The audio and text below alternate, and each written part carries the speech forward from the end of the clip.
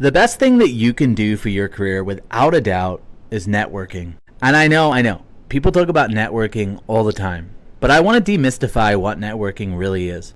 At its core, networking is building relationships. I used to think of networking like going to super awkward dinners in town that I didn't want to be in and pretending to care about what other people said.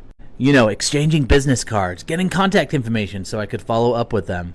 Guys, I'm telling you right now, that is not networking. It's not just going to events that you don't want to be in. I mean, that's what I thought networking was when I started in my career, but I was so wrong. It's 2023, and there are so many different ways that you can network. I'm going to give you a few right now. Number one, and the biggest one that most people overlook, is social media. That's platforms like LinkedIn, platforms like X or Twitter, even platforms like TikTok.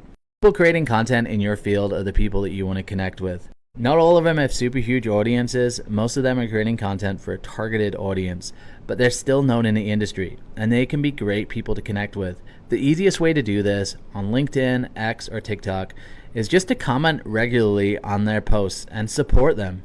Then, after you've supported them for a while, reach out to them in the DMs and say, hey, I want to set up a networking event. I want to get to know you a little bit more.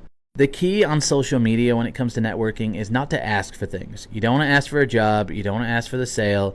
You just want to ask to get to know them and build that relationship. As you start to build a relationship, you could probably ask for things. You can introduce them to people. They can introduce you to people. That's how networking works. The second way to network is to go to local events. But I would go into local events with the mindset of what can I give, how can I help, how can I support, and how can I make real connections with people. It's not about how many business cards you get, it's about how many real connections you forge. The best way to approach these in-person events is to not talk about yourself. In fact, to talk about yourself as little as possible and to ask a really great question. If you're unsure what a great question is, just look up some creative questions online. Be prepared to ask some great questions. And when you're asking questions, pay attention, be engaged, and ask other questions based on your conversation. Everybody's favorite topic nowadays is themselves.